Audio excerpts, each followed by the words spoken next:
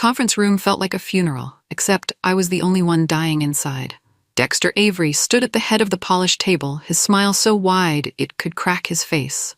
The CEO sat to his right, politely clapping as Dexter announced 3 promotions. Keelani Williams, Senior Marketing Specialist. She beamed, accepting congratulations from around the table. I trained her for 6 months. Nala Rodriguez, Senior Campaign Manager. More applause. I wrote half her reports. Paula Kim, Senior Strategy Analyst. The room erupted in cheers. I created the entire framework she used. My nails dug into my palms under the table as I forced my face into a smile. These were my juniors. People I'd mentored, coached, and quite literally carried through their first year. Now they were celebrating promotions that should have been mine. Dexter's eyes found mine across the table. That smug glance lingered too long, like he was daring me to react. His message was crystal clear. Stay in your lane, Andi. Know your place. The CEO shuffled through papers, occasionally glancing at my closed campaign folder. I wondered what he was thinking as he watched me congratulate the very people who'd stolen my thunder. Something cold settled in my chest. This wasn't over. Congratulations, I managed through clenched teeth, shaking each of their hands.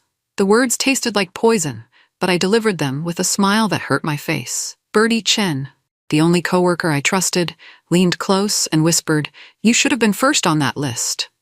Her voice carried the frustration I couldn't show. Across the table, Keelani was already acting like she'd forgotten I existed. 6 months ago, she could barely write an email without my help. Now she smirked at me like I was beneath her notice. "Thank you so much for all your help, Andi," Nala said sweetly, but her eyes were already looking past me toward the corner office. "I really couldn't have done it without your guidance." Paula nodded enthusiastically. "Yes, thank you for everything. I hope we can still collaborate now that we're at the same level." Same level? I bit my tongue so hard I tasted blood. The CEO was still watching me, his expression curious. He flipped through my campaign folder again, frowning slightly. I caught his eye and gave him a professional nod. "Wonderful work, everyone," he said finally. "I look forward to seeing what our new senior team can accomplish." The meeting ended, but the real game was just beginning. 20 minutes later, Dexter stood in front of the entire department, basking in reflected glory. He thanked Keelani, Nala, and Paula for their revolutionary ideas and innovative approaches. Each word was a knife twist. Revolutionary ideas? I'd spent 3 months developing the customer segmentation model that Keelani presented as her own breakthrough. Innovative approaches? Nala's entire campaign strategy came from late-night brainstorming sessions in my cubicle. My cheeks burned as I listened to Dexter praise work I'd created. Keelani actually had the nerve to look modest as he described her game-changing insights. The same insights I'd practically spoon-fed her during our training sessions. "These promotions represent the future of our department," Dexter continued, his voice filled with pride. "Fresh thinking, bold execution, and exceptional results. Exceptional results that I delivered while they took credit." Dexter's eyes swept the room, carefully avoiding mine, but I caught the satisfied smirk that flickered across his face when he thought no one was looking. This wasn't an oversight or a mistake in judgment. My internal voice whispered what I'd been afraid to admit. This wasn't an oversight. He's burying me on purpose. The question was why. That night, I sat in my kitchen with a cup of coffee growing cold, replaying the last 18 months like a movie. The memories came flooding back. All those late nights, all those victories that somehow never had my name attached. I remembered coaching Nala through her first quarterly report. She'd been in tears, convinced she was going to get fired. I spent 4 hours walking her through every section, teaching her how to present data in a way that told a story. The report earned her a commendation from Dexter. I thought about Paula's campaign proposal that would have been rejected if I hadn't completely rewritten it. The original was amateur-level work, scattered ideas with no strategic foundation. My version secured our biggest client in 2 years. Paula got a bonus. Then there was Keelani's revenue analysis that I'd basically completed for her while she was on vacation. The insights led to a 15% increase in quarterly profits. Dexter presented the findings to the CEO as evidence of his team's exceptional talent. My team, my work, his credit. The pattern was becoming clear now, and it made my stomach turn. Dexter wasn't just a bad manager, he was strategic. If the CEO recognized my brilliance, I could outrank him within a year, so he buried me instead. The next morning, Bertie cornered me in the break room. Her voice was barely above a whisper, but her words hit like thunder. "Dexter's been talking to Jeffrey and Philip," she said, glancing around to make sure we were alone.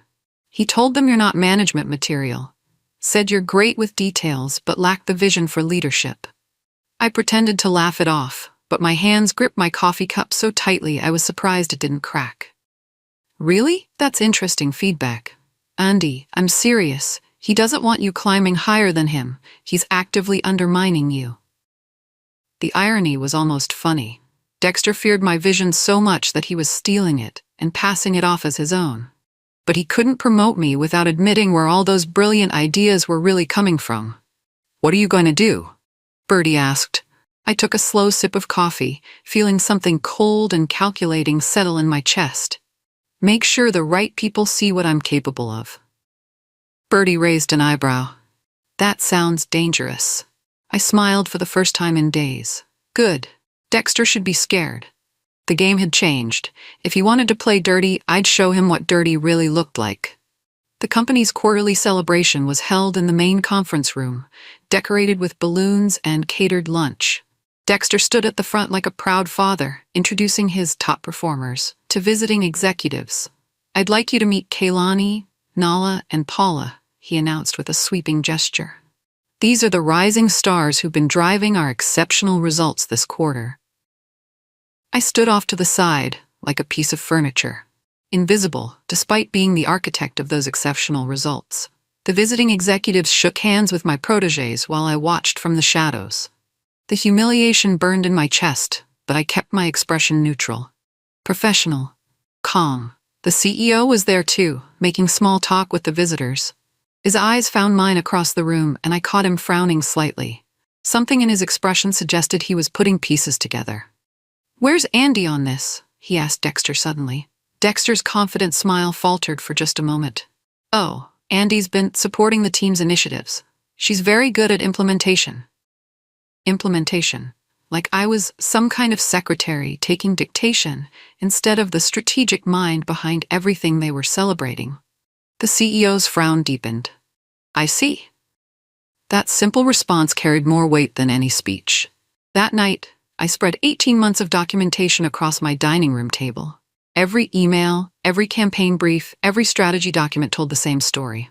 I was the engine driving our department's success, while Dexter took credit and my juniors collected promotions. I had timestamps proving I'd worked until midnight, perfecting presentations that Kaylani delivered the next morning. Email chains showing how I'd guided Paula through complex client negotiations. Draft documents revealing how I'd transformed Nala's basic ideas into award-winning campaigns. The evidence was overwhelming, but it wasn't enough to just be right. I needed to be smart. I pulled up a resignation letter I'd started writing weeks ago, back when I thought leaving was my only option. My finger hovered over the delete button. "You're scared of me, Dexter," I whispered to my empty apartment. "Good. Be terrified." I deleted the resignation letter and opened a new document instead. This one wasn't about running away. It was about strategic warfare. If Dexter wanted to bury me, he'd better dig deep. Because when I climbed out of this hole, I was bringing his whole world down with me. The real game was about to begin. Monday morning brought opportunity wrapped in corporate bureaucracy. Dexter announced that a cross-department efficiency project needed a volunteer, something about streamlining communication between marketing and finance. "I'd love to take this on," Dexter said with false enthusiasm, "but my plate is completely full with our senior team transitions." Translation: it was beneath him, and he assumed it was beneath everyone else too. "I'll handle it." I volunteered before anyone else could speak. Dexter looked surprised, then pleased. "Excellent. I'm sure you'll do fine with the administrative aspects." Administrative aspects. He really couldn't help himself. Within an hour, I was sitting across from Samson Brooks in finance, reviewing workflow inefficiencies that had been bleeding money for months.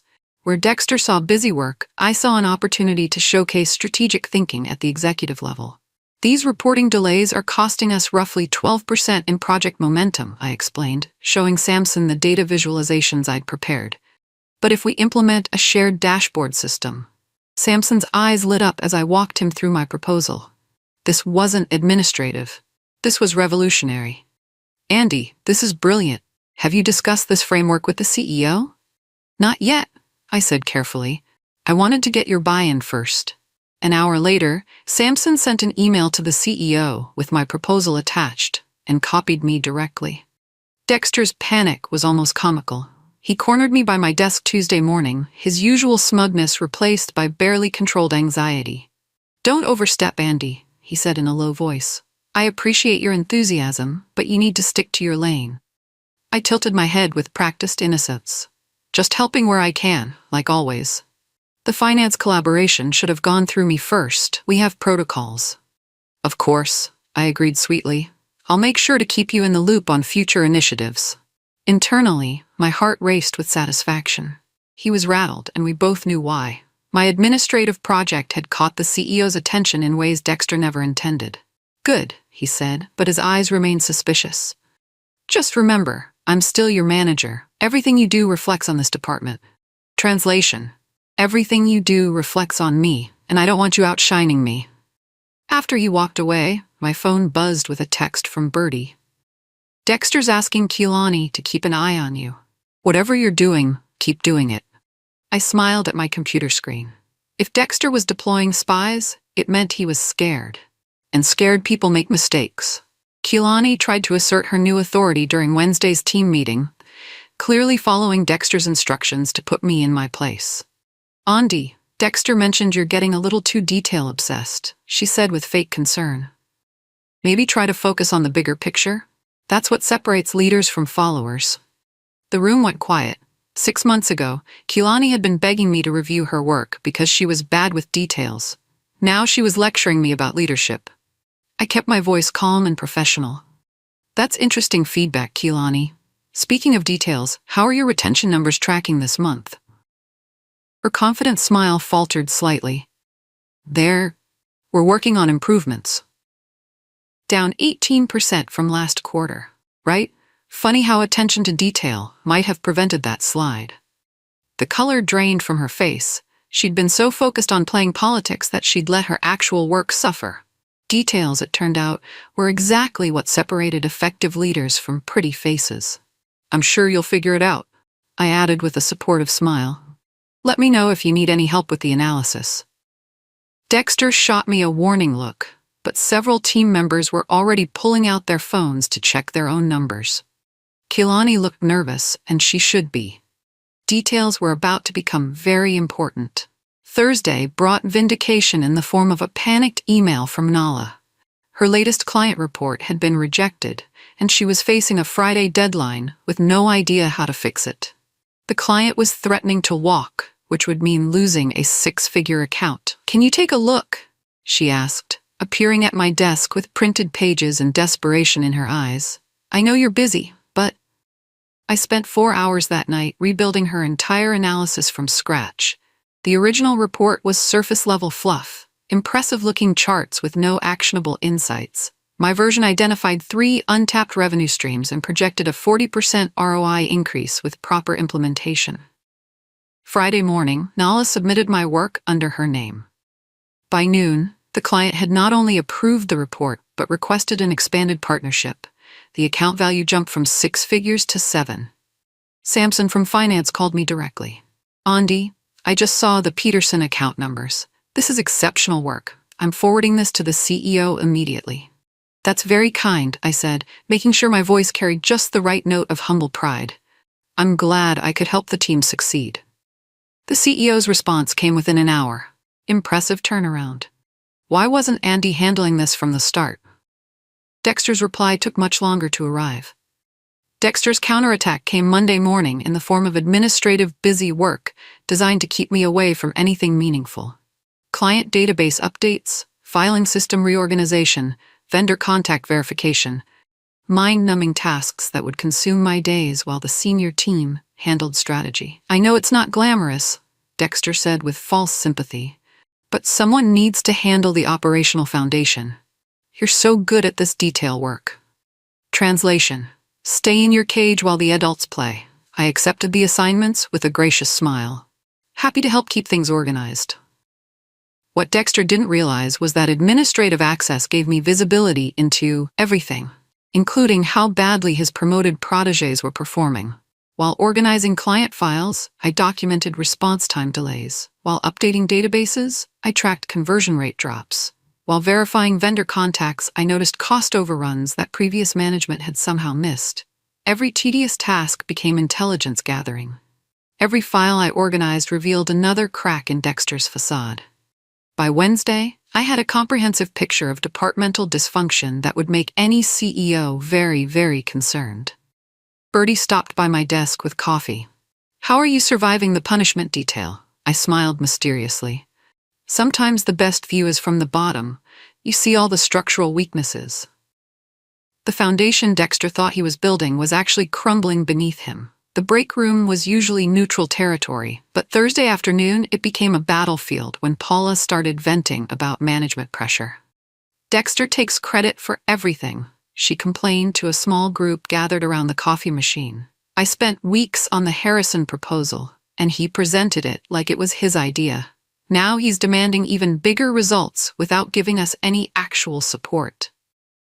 I pretended to focus on my sandwich while Bertie casually pulled out her phone, positioning it to capture Paula's increasingly frustrated monologue. "It's like he thinks ideas just magically appear," Paula continued. "Someone does all the real work, and he swoops in for the glory. I'm starting to think these promotions were just ways to make us responsible for his failures." Bingo. Paula was finally seeing what I'd recognized months ago. Dexter was a talent vampire, sucking the life out of his team while taking credit for their success. "Maybe you should talk to HR," someone suggested. Paula shook her head. "Who would believe me? He's the golden boy. We're just lucky to have jobs." Lucky. If only she knew how unlucky she was about to become. Bertie caught my eye and nodded slightly. It was clear and was comprehensive and beautifully incriminating. Now I just needed the right moment to use it. The CEO's impromptu visit to my desk Friday afternoon felt like fate intervening. He appeared while I was updating client retention statistics, the same numbers that showed Kilani's 18% decline. "Andi, I wanted to personally thank you for that ROI analysis on the Peterson account," he said, settling into an empty chair beside my cubicle. "That level of strategic insight is exactly what we need more of." I gave him my most modest smile. "Just doing my part to support the team." "Support?" He raised an eyebrow. "From what I can see, you've been driving some of our best results. That efficiency proposal with finance, the Peterson turnaround, even some of the strategic frameworks I've been seeing from this department, your fingerprints are all over the high-quality work." My heart hammered, but I kept my voice steady. "I'm glad my contributions have been helpful." He leaned forward slightly. "Tell me, what's your perspective on the department's direction under Dexter's leadership?" It was a loaded question, and we both knew it. I chose my words carefully. Dexter has a talent for recognizing good ideas and making sure they get implemented effectively. The CEO studied my face for a long moment, then nodded. Interesting way to put it. From the hallway, I caught sight of Dexter watching our conversation, his jaw tight with worry. The power shift became undeniable the following week when Jeffrey and Philip, two department heads, started bypassing Dexter entirely and coming directly to me for strategic input. "Andi, we're restructuring the client onboarding process," Jeffrey explained during an impromptu Tuesday meeting. "Your work on the Peterson account showed us we've been thinking too small. Can you help us scale that approach?" I spent 2 hours with them, outlining a comprehensive strategy that would streamline operations across 3 departments. It was exactly the kind of high-level strategic work that Dexter had been claiming his senior team was ready for. "This is exceptional," Philip said, reviewing my framework.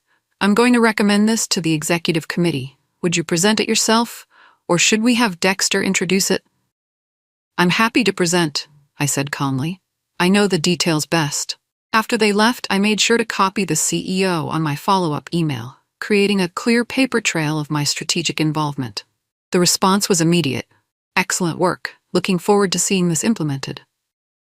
20 minutes later, Dexter stormed into my cubicle area, his professional mask finally slipping. "What the hell do you think you're doing?" he hissed under his breath. I looked up from my computer with practiced innocence. "Helping Jeffrey and Philip with their onboarding initiative. Isn't that what team players do?" His face was red with barely controlled anger. "You're undermining my authority. I'm doing my job." Dexter's threat came during what he probably thought was a private moment in the supply closet. He'd cornered me while I was getting printer paper, his voice low and dangerous. "If you think you can outshine me, you're going to regret it," he whispered, blocking the doorway. "I've been managing this department for 5 years. You're a glorified analyst who got lucky a few times." I set down the paper stack and looked him directly in the eyes. "I don't need to outshine you, Dexter. Numbers speak for themselves. Numbers can be interpreted many ways. True," I agreed calmly, "but results are harder to spin, especially when there's a clear paper trail showing where they really came from." His face went pale. We both knew what I was implying. I had documentation of everything, and if pushed, I'd use it. "You're walking a very thin line," he said, but his voice had lost its edge. "I'm walking the line that leads to success," I replied. "The same line you've been erasing my footprints from for 18 months. He moved aside to let me pass, but I could feel his anger radiating like heat. The next morning, my campaign proposal for a major client acquisition was approved, not by Dexter, but by the CEO himself, with a note. "Innovative approach. Let's discuss implementation." The thin line had just become a highway. Keelani's spectacular failure arrived gift-wrapped with a bow. Under pressure to prove herself worthy of her promotion, she'd rushed a campaign launch without proper testing or approval. The result was a client relations disaster that cost us a major account and potentially millions in future revenue. I watched from my desk as Dexter scrambled to contain the damage, making frantic phone calls and sending urgent emails. The client was furious, the CEO was demanding answers, and Keelani was hiding in the bathroom, reportedly in tears. "This is bad," Bertie whispered, sliding into the chair beside my desk. "The Hendricks account was one of our biggest." "How bad?" I asked, though I was already pulling up the relevant files on my computer. 7 figures annually, plus they were planning a major expansion next quarter. Keelani's campaign basically accused them of being behind industry trends. They're threatening to pull all business and warn other companies about our unprofessional approach. I spent the next 4 hours analyzing the disaster and developing a recovery strategy. By the time Dexter finished his damage control calls, I had a comprehensive plan ready, including a new campaign concept that would not only win back the Hendricks account, but position them as industry leaders. My email to the CEO was simple. "I believe I can resolve the Hendricks situation. Are you available for a meeting tomorrow?" His response came within minutes. "My office, 9 a.m. sharp." The game was about to change completely. I walked into the CEO's office at exactly 9 a.m. with a folder full of solutions and 18 months of suppressed ambition. He sat behind his mahogany desk, looking tired and frustrated. "I'll be honest, this Hendricks situation is a mess. What do you think you can do?" I opened my folder and laid out the recovery strategy I'd developed overnight. The campaign failed because it was reactive instead of proactive. Keelani was trying to position us as trendsetters by criticizing our client's approach. But what if we positioned them as the trendsetters instead? For the next 20 minutes, I walked him through a comprehensive plan that would transform the Hendricks disaster into a partnership showcase. Instead of competing with their vision, we'd amplify it and take credit for recognizing their leadership. "This is brilliant," he said finally. "But can you execute it by Friday? That's when they're meeting to decide whether to drop us entirely." "I can have preliminary concepts ready by tomorrow morning," I promised. He was about to respond when Dexter knocked on the door. "Sorry to interrupt, but I wanted to discuss our recovery strategy for the Hendricks account." The CEO looked between us. "Actually, Dexter, Andi has already presented a comprehensive plan. I think we should let her take the lead on this." Dexter's face went through several interesting color changes. The emergency boardroom meeting felt like a courtroom, with me as both defendant and prosecutor. The CEO had called together all department heads to review the Hendricks crisis and hear my recovery proposal. Dexter tried to introduce my solution as a collaborative effort. "My team and I have developed a strategy to address the situation," he began. I cleared my throat politely. "Actually, I'd like to present this myself since I developed it independently." The room went silent. Dexter's jaw dropped. For the next 30 minutes, I methodically explained not just the recovery plan, but the pattern of failures that had led to this crisis. I showed them email chains proving that I'd been fixing similar problems for months without recognition. I displayed performance metrics demonstrating the gap between my results and those of the recently promoted team. "The Hendricks situation isn't an isolated incident," I concluded. "It's the inevitable result of promoting people based on politics rather than performance." Bertie, who'd been invited as the departmental representative, discreetly slid her phone toward the CEO. Paula's recorded confession played softly through the speaker. "Dexter takes credit for everything. Someone does all the real work, and he swoops in for the glory." The silence in the room was deafening.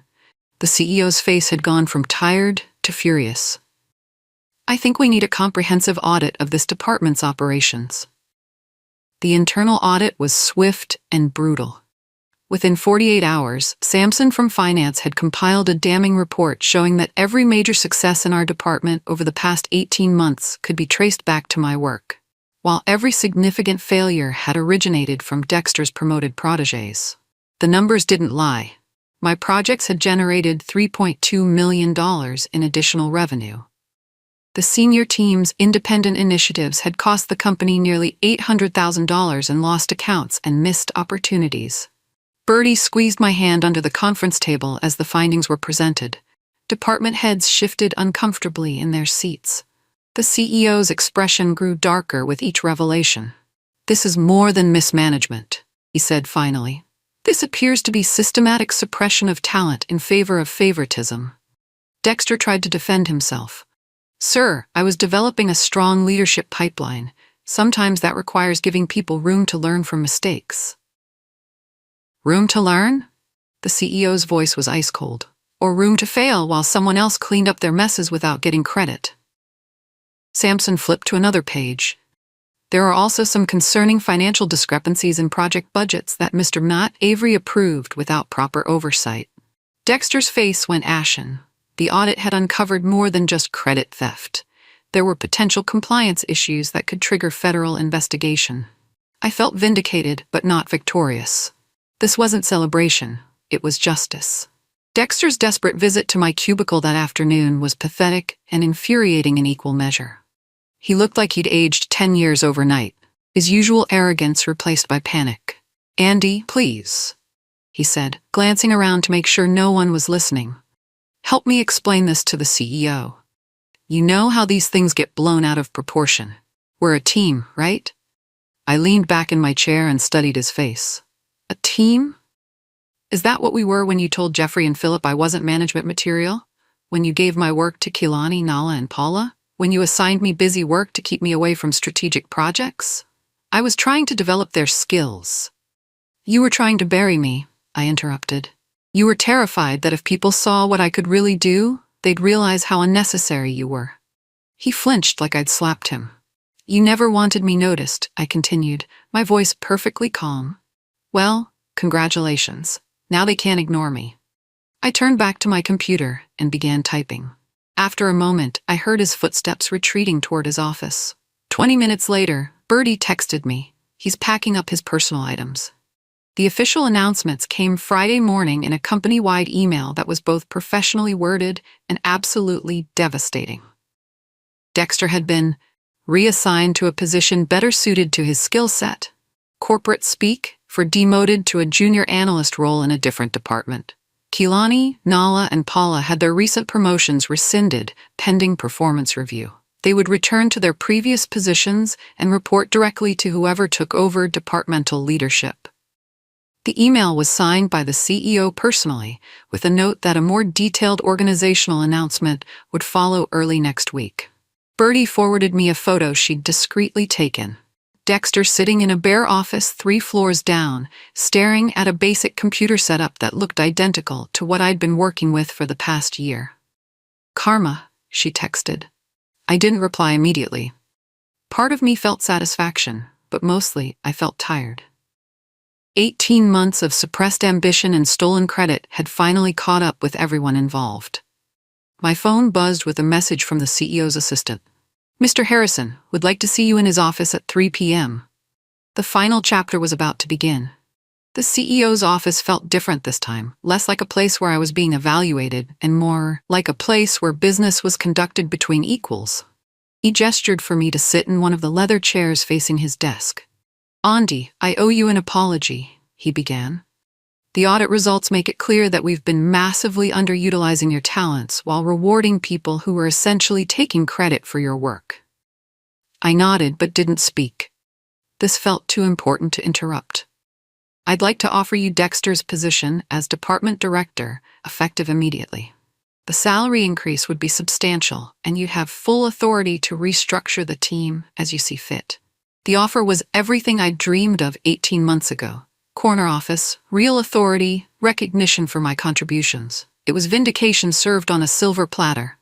"Sir, I'm incredibly honored by the offer," I said carefully. "But I need to be transparent with you. I've already accepted a position elsewhere." His face fell. "What?" I pulled out a letter from my briefcase. Thompson & Associates made me an offer I couldn't refuse. Director of Strategic Innovation, with equity participation and full team-building authority. The silence stretched between us like a chasm. "Is there anything we can do to change your mind?" I smiled sadly. "You just did everything you could, but some opportunities come too late." My last day at the company was surreal. Boxes packed, desk cleared, handover documents prepared for whoever would inherit the chaos Dexter had left behind. The Hendricks account had been successfully recovered using my strategy, generating $2.3 million in new revenue that I'd never see credited to my name. But I wouldn't be around to care. Thompson & Associates had been courting me for 6 months, ever since Samson mentioned my efficiency proposal at a finance industry mixer. When the CEO of T&A called personally to discuss bringing revolutionary thinking to strategic consulting, I knew I'd found the right place. The best part? 3 of our biggest clients had already indicated they wanted to follow me to my new firm, having finally learned who was really behind the work they'd been praising for the past year and a half. "Birdie helped me carry my boxes to the parking garage. Dexter's asking everyone if they know where you're going," she said. "Apparently the client retention numbers are looking pretty scary." I loaded the last box into my car and turned to hug her goodbye. "Some bridges are meant to be burned, Birdie, especially when they were never really bridges in the first place." That afternoon, I started my new job with a team that valued strategic thinking over politics and results over relationships. Dexter's department lost $4.7 million in annual revenue within 3 months. I'm sitting in my new corner office now, sunlight streaming through floor-to-ceiling windows that overlook the downtown skyline.